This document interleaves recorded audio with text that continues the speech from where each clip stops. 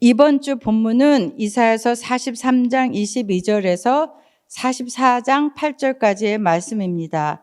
제목을 너희는 나의 증인이다로 잡아보았습니다.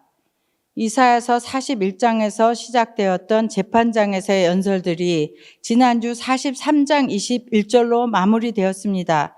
특히 지난주에는 돌이킴과 새 일을 행하신다는 하나님의 말씀이 있었습니다. 이번 주 본문부터는 네 파트로 구성된 여호와의 선포가 나옵니다. 먼저 이 전체 네 가지 선포들을 포함한 소달락 43장 22절부터 44장 23절까지의 구성을 함께 보시겠습니다. 첫 번째, 여호와의 선포인 22절에서 28절은 종교로 우상 숭배한 너희의 과거입니다.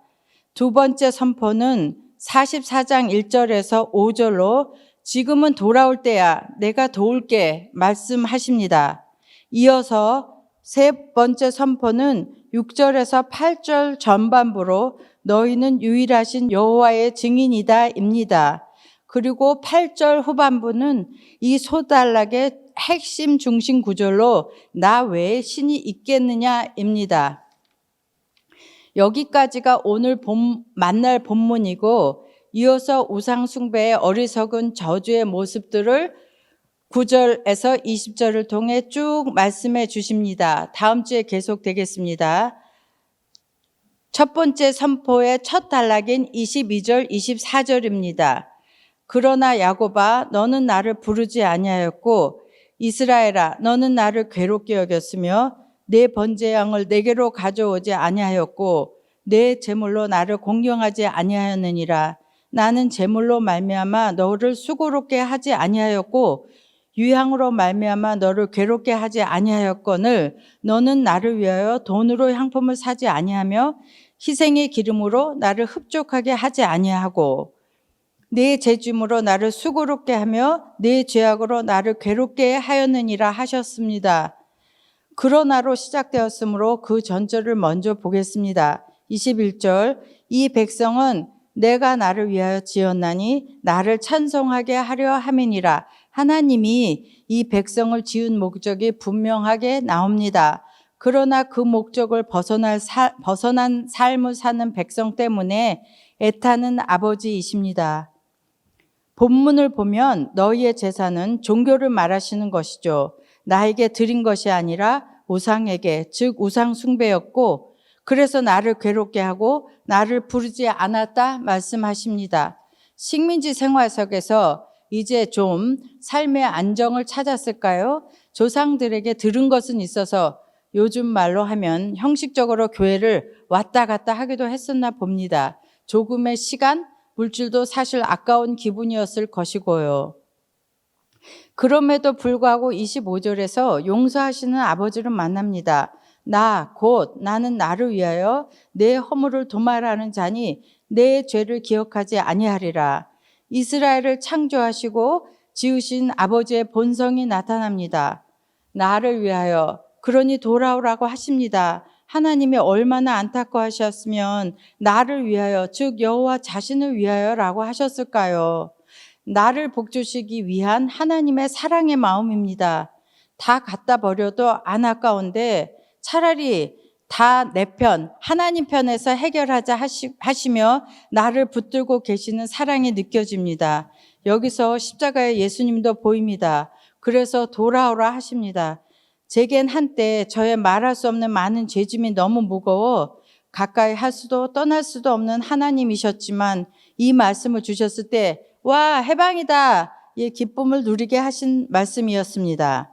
그런데 문제는 26절에 있었어요. 너는 나에게 기억이 나게 하라. 우리가 함께 변론하자. 너는 말하여 내가 의로움을 나타내라. 하나님이 나의 죄를 기억하지 않는다 했다가 또 기억이 나게 하라라뇨. 그런데 가만히 보니 우리가 죄를 지으면 일단 숨기기 쉽고 또 밝혀질까 봐 감추기 바쁘니 나로 피어나는 결과는 먼 길로 가게 됩니다. 하나님이 기억하지 않는다 해도 내 양심은 알고 죄책감을 느끼게 되니까요. 그런 우리에게 우리가 함께 변론하자 하십니다. 너는 더 이상 속지 말고 고백하여 죄책감을 털어버려라. 그래서 너는 내 자녀, 나의 증인임을 회복하거라 말씀하십니다. 나의 삶이 증인이 되고 고백이 되어 하나님께서 보시기에 좋은 회복된 증인의 삶을 살도록 하여라. 그래서 보이고 나타내라고 말씀하십니다. 그동안 시간을 많이 허비한 저는 이제 나이도 많습니다. 늦었지만 하나님을 만났을 때 나와 하나님만이 나눌 수 있는, 그래서 나를 기억하게 하실 일을 많이 만들어가는 삶이 되기를 기도하고 있습니다. 27절, 28절입니다. 내 시조가 범죄하였고 너의 교사들이 나를 배반하였나니 그러므로 내가 성소의 어른들을 욕되게 하며 야곱이 진멸당하도록 내어주며 이스라엘이 비방거리가 되게 하리라. 아담부터 범죄하고 모세와 여호수아 이후의 종교 지도자들이 요즘 말로 종교적 목회자들이지요. 하나님을 배신하였으니 그러므로 하나님이 종교 지도자들을 욕되게 이스라엘을 멸망시키고 포로되게 하셨다 말씀하십니다. 결론은 너희를 버린 것이 아니고 고치기 위한, 너희의 돌이킴을 위한 하나님의 섭리인 것을 말씀하고 있습니다. 자, 이제 어떻게 새 일이 일어나야 할까요? 44장으로 들어가면서 두려워 말라 내가 너를 도와주리라 하시는 두 번째 여호와의 선포가 나옵니다. 먼저 1절과 2절입니다. 나의 종 야곱, 내가 택한 이스라엘아 이제 들으라. 너를 만들고 너를 모태에서부터 지어낸 너를 도와줄 여호와가 이같이 말하노라. 나의 종 야곱, 내가 택한 여수르나 두려워하지 말라. 나의 종 야곱, 내가 택한 이스라엘이 두 번 반복해서 나옵니다. 이제 들으라. 두려워하지 말아라. 너를 출산하고 모태부터 빚은 나 여호와가 너를 도우니 두려워하지 말라 말씀하십니다. 무엇을 두려워하고 있을까요? 계속 두려워 말라 하시는 말씀을 읽으며 묵상을 해보았습니다. 그런데 여기서는 제가 엄마인 관계로 자녀, 자식들의 앞길을 두려워하는 마음이 느껴집니다. 또한 여수르나 하며 이스라엘의 애칭을 부르십니다. 마치 사랑스러운 어린아이를 보면 에고 내 새끼, 내 강아지 이렇게 부르기도 하는데 애칭을 통한 하나님의 그 애틋한 마음도 읽을 수 있습니다. 나의 종, 내가 택한, 너를 만들고 너를 지어낸, 너를 도와줄 여호와가 있는데 무엇을 두려워하느냐 하는 하나님의 간곡한 당부입니다. 3절과 4절입니다. 나는 목마른 자에게 물을 주며 마른 땅에 시내가 흐르게 하며 나의 영을 내 자손에게 나의 복을 내 후손에게 부어주리니 그들이 풀 가운데서 솟아나기를 시냇가에 버들같이 할 것이라. 새 생명 피어나는 봄날에 시냇가의 버들이 옅은 녹색을 띠며 생명력 내뿜음으로 피어나는 모습을 보시고 감동해 보신 적 있으세요? 성경 말씀에 버들이 나오는지도 처음 알았습니다. 추운 겨울이 지나 터져 나오는 봉우리들이 참 귀엽고 아름다워 새 기운을 받은 적이 기억나요. 결론은 나의 섭리는 너희를 복되게 하는 것이다입니다. 하나님은 갈급한 자에게 언제나 생수가 되어 주십니다. 시편 1편에 복 있는 사람의 모습이 그려집니다. 이민 1, 2, 3세대를 지나면서 바람은 현상세계에서 적응을 잘하여 눈치 보며 내 밥그릇 잘 챙기는 것을 최대 목표로 살아가는 삶이지만 이 와중에서도 나와 자녀들의 중심이 현상세계와 하나님의 말씀 세계 중 어느 쪽에 속해 있는지도 보게 합니다. 두려워 말라 내가 도우리라. 아멘 아멘입니다. 5절 한 사람은 이르기를 나는 여호와께 속하였다 할 것이며 또 한 사람은 야곱의 이름으로 자기를 부를 것이며 또 다른 사람은 자기가 여호와께 속하였음을 그의 손으로 기록하고 이스라엘의 이름으로 존귀 여김을 받으리라. 이름, 문화, 종교를 통해 이미 바벨론화된 포로들에게 하나님께서 자녀와 증인의 비전을 말씀하고 계십니다. 바벨론 그 포로의 삶 속에서도 하나님으로 자신을 규명하는 남은 자들은 하나님의 복을 누리게 된다 말씀하십니다. 세 번째 여호와의 선포인 여호와 하나님과 남은 자들의 고백입니다. 이 고백을 하나님께 드리는 이 남은 자들이 하나님의 유일한 증인들입니다. 6절과 7절을 먼저 보겠습니다. 이스라엘의 왕인 여호와, 이스라엘의 구원자신 만군의 여호와가 이같이 말하노라. 나는 처음이요 나는 마지막이라. 나 외에 다른 신이 없느니라. 내가 영원한 백성을 세운 이후로 나처럼 외치며 알리며 나에게 설명할 자가 누구냐. 있거든 될 일과 장차 올 일을 그들에게 알릴지어다. 여기서 될 일은 고레스 왕을 사용하신 출 바벨론, 제2의 출애굽, 그리고 장차 올 일은 하나님 나라의 완성을 말씀하고 계십니다. 이런 일들은 다 하나님께 속한 일인데 세상은 우상과 우상 숭배자들은 결코 모르고 있음을 말씀하고 계십니다. 8절 너희는 두려워하지 말며 겁내지 말라. 내가 예로부터 너희에게 듣게 하지 아니하였느냐? 알리지 아니하였느냐? 너희는 나의 증인이라. 나 외에 신이 있겠느냐? 과연 반석은 없나니 다른 신이 있음을 내가 알지 못하노라. 오늘 본문의 마감 말씀입니다. 하나님과 남은 자들의 고백이 만나는 본문의 핵심 구절입니다.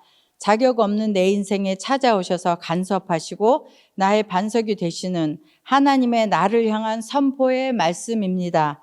이 말씀이 존재 중심이 되어 나와 자녀들까지 영원히 구원하시기를 원하시는 하나님이심을 봅니다. 바벨론화된 포로들을 여호와 하나님의 증인으로 세우는 고백입니다. 반석의 의미로 하신 말씀들을 성경 여러 군데에서 발견할 수 있습니다. 이사야 26장 4절에 너희는 여호와를 영원히 신뢰하라. 주 여호와는 영원한 반석이심이로다. 신명기 32장 4절에는 그는 반석이시니 그가 하신 일이 완전하고 그의 모든 일이 정의롭고 진실하고 거짓이 없으신 하나님이시니 공의로우시고 바르시도다. 이 말씀 외에도 노트에서 보셨겠지만 시편에서 많이 볼 수 있습니다. 관련 구절들을 노트나 성경에서 찾아 읽어 보시기 바랍니다. 오늘 본문 말씀을 정리합니다. 여호와 하나님을 섬기지 않고 종교화된 이스라엘, 자기를 위하여 우상 숭배한 이스라엘, 십계명의 두 번째 계명이 떠오르시죠. 너를 위하여 새긴 우상을 만들지 말고 그것들에게 절하지 말며 그것들을 섬기지 말라 하시고 마감 부분에 내 계명을 지키는 자에게는 천대까지 은혜를 베푸느니라. 하나님의 약속의 말씀이십니다. 이번 본문의 말씀은 이미 많은 죄를 지은 이런 이스라엘을 새롭게 하기 위한 하나님의 포로 섭리임을 분명하게 말씀하고 있습니다. 그럼에도 포로지에서 바벨론화 되는 자들과 말씀으로 새로워지는 이들이 있습니다. 여기서도 나눔이 보이는군요. 바벨론화 되는 자들은 예레미야 24장에 잘 나와 있고 새로워지는 이들은 오늘 말씀인 이사야 44장 5절에서 보았듯이 존귀히 여김을 받게 됩니다. 하나님의 세일의 출발은 남은 자들의 반석이신 하나님을 확실히 믿고 신뢰하는 고백에서 시작되어야 하고 하나님은 이사야 44장 7절 말씀같이 자신과 자녀들까지의 영원한 구원을 선포하고 있습니다. 오늘 말씀을 통해 하나님은 저에게 남은 시간 동안 증인의 삶을 선택할 것과 나를 통한 하나님의 새 일을 기대하고 계심을 가르쳐 주십니다. 저는 하나님 교회에서 악조로 소문난 사람입니다. 그동안 남편과 저의 템포가 같지 않음이 힘들어하고 구박하고 살았네요. 요즘 저는 2달 동안 남편과 주말 부부로 지내고 있습니다. 처음에는 남편 잔소리를 좀 덜 듣겠네 하며 신났다 했고요. 잠깐 생각할 시간이 생기니 이 사람이 하나님 앞에서 얼마나 귀하고 하나님을 사랑하는 사람인지 진심으로 감사하게 되었습니다. 저의 불평과 불만을 깊이 회개하고 이제 공손하게 저희 가정의 제사장으로 모시고 살며 하나님의 새 일에 증인될 것을 기도하고 있습니다.